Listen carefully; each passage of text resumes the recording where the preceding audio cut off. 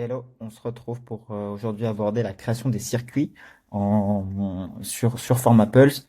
Donc la création des circuits, vous allez avoir plusieurs possibilités, suivre notre, notre processus pour construire un circuit, ou alors vraiment si vous avez besoin de choses très spécifiques, pouvoir le créer vous-même à la main. Donc on parle ici de la création visuelle de l'exercice et pas de tout ce qui va être lié à la quantification et les consignes de l'exercice, etc. Ça se fait via les mappeurs de méthode que vous pouvez découvrir dans un autre tutoriel. Donc comment on fait pour créer un exercice ici de musculation ou alors un enchaînement, peu importe, ça peut être aussi un enchaînement, un circuit, travail de musculation, travail de terrain, c'est tout à fait aussi jouable.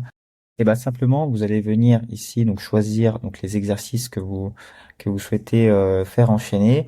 Cliquez sur le plus ou vous pouvez le mettre en drag and drop et vous allez retrouver ici le petit plus que vous allez avoir. Donc vous allez pouvoir ajouter un exercice donc à l'enchaînement. Donc là, bah, vous pouvez aller chercher un autre exercice, que ce soit via les recherches, via les tags, etc., etc. Ici, par exemple, je peux mettre un petit travail d'échelle si je prends mon tag ici. Je vais venir ajouter ça et donc j'ai mon exercice ici qui va venir se setup ici. Je veux enchaîner un autre exercice, bah, il n'y a aucun problème. Vous pouvez en enchaîner autant que vous souhaitez. On peut venir mettre un autre exercice avec une ISO ici par exemple. Et vous allez pouvoir comme ça enchaîner les exercices. Si vous avez besoin de changer ou de switcher des exercices, vous pouvez le faire ici avec la petite le petit switch d'exercice et on peut en faire autant qu'on souhaite. On va en rajouter encore quelques-uns. Je mets un petit peu au pif pour vous montrer, mais vous pouvez faire exactement ce que vous voulez. Comment ça apparaît ensuite d'un point de vue de notre système? Et ben, vous allez retrouver en fait ici des enchaînements avec les numéros que vous avez sur vos exercices. Vous voyez ici enchaînement 4 exercices. Donc ça, c'est quelque chose que vous pouvez aussi modifier à ce niveau-là. Et vous pouvez mettre ici ce que vous voulez. Pas tellement un circuit training, mais vous pouvez mettre ce que vous voulez et ça viendra ici ce setup au niveau de votre page. L'enchaînement, il propose donc l'exercice en tant que tel et puis bah, comme d'habitude une vidéo explicative si jamais il y a une vidéo explicative. Quand on commence à avoir beaucoup d'exercices, on va en rajouter quelques-uns simplement à titre indicatif. Hop. À partir de 4, vous allez avoir les exercices qui vont s'enchaîner donc en dessous au niveau de l'exercice. C'est des choses qui risquent peut-être d'évoluer dans le système un petit peu de placement pour laisser plus de flexibilité. Aujourd'hui, actuellement, en tout cas, c'est comme ça que que ça se compose.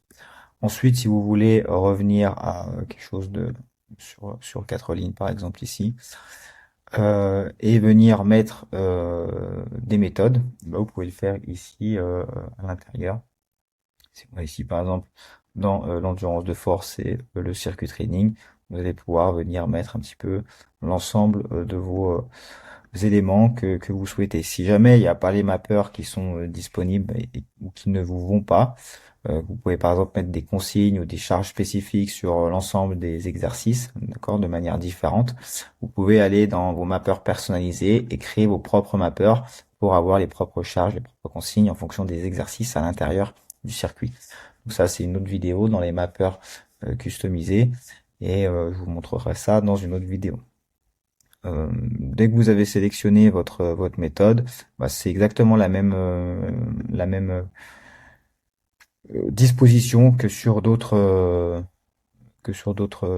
exercices. Vous allez avoir votre tableau qui va se situer en dessous ici pour venir alimenter en fait votre séance.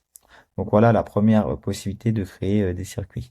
Donc la deuxième possibilité pour venir créer ces exercices, ces enchaînements, c'est de passer par le créateur d'exercices et de venir sur un canevas neutre ou alors quelque chose qui ressemble à une salle de muscu par exemple, etc. Donc vous pouvez cliquer sur initialiser le canevas et simplement vous allez pouvoir en fait venir charger vos éléments ici pour faire votre enchaînement au niveau de de vos exercices. On va prendre ici un exemple avec 5 exercices. Hop, j'ai pris des exercices au pif. Donc dans votre créateur ici d'exercice, vous pouvez venir mettre ensuite des petites flèches, par exemple pour donner le sens au circuit.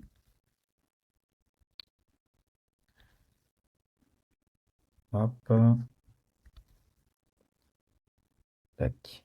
Voilà. Vous pouvez très bien rajouter du texte, circuit,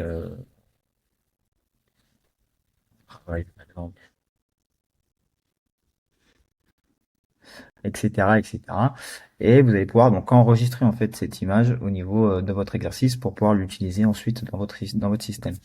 Alors, ce qu'il faut savoir, c'est que quand vous allez intégrer ici les exercices à l'intérieur même d'un exercice, on va traquer, nous, en termes de données, l'ensemble, d'accord? Donc l'ensemble du circuit, on va pas avoir les répétitions exercice par exercice.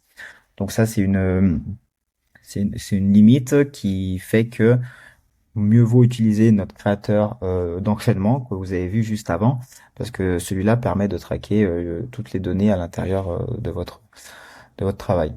Donc vous enregistrez ici l'exercice, donc vous pouvez ici mettre hop, circuit personnalisé, consigne, seconde de travail, seconde récupération, retour. Ok, donc ça c'est des informations de quantification. Vous pouvez mettre à l'intérieur du mappeur de méthode, d'accord, pour que vous puissiez ensuite venir quantifier tout ça. Ici, on peut mettre ici que c'est de la musculation. Et après, dans les catégories, bah, vous choisissez un petit peu les catégories ou alors vous pouvez mettre votre propre catégorie. Ici, j'ai une catégorie circuit, par exemple, que je peux sélectionner. Et là, vous pouvez mettre un petit peu tout ce que vous voulez. Si vous mettez un circuit généraux, par exemple, vous pouvez mettre un circuit généraux. Vous cliquez ici sur enregistrer, donc ça se passe exactement de la même façon qu'un exercice global. Vous pouvez mettre des liens aussi, un lien pardon sur une vidéo, et vous cliquez ici sur enregistrer, et donc on va avoir l'exercice qui va s'enregistrer, ok, et que vous allez retrouver directement ici dans le créateur de séance.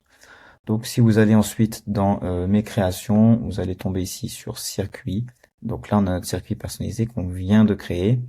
On peut trouver ici, enfin créer notre mapper de circuit si jamais vous voulez le faire. Vous pouvez utiliser sinon les mappeurs qu'on a ici définis. Donc là on a un circuit 3015 par exemple. Vous pouvez ici venir le sélectionner. Et en fait, donc ça se présente de la façon suivante sur le système. Vous allez avoir ici votre mapper et vos informations et l'image ici qui va se mettre. Voilà un petit peu les deux possibilités que vous avez en termes de gestion des circuits sur format Pulse. Je vous encourage vraiment à plutôt utiliser la première méthode, qui sera une méthode où vous allez pouvoir traquer toutes les datas liées aux exercices, le nombre de répétitions, la charge, le tonnage, etc., etc. Tout ce qu'il y a dans le mappeur de méthode. Vous pouvez également le faire sur la deuxième façon de le faire. Aucun problème, mais par contre, les données que vous allez récupérer seront des données liées au circuit en général et pas à l'ensemble des exercices à l'intérieur du circuit. Voilà un petit peu pour les circuits. Je vous souhaite une bonne journée et on se retrouve pour un prochain tuto.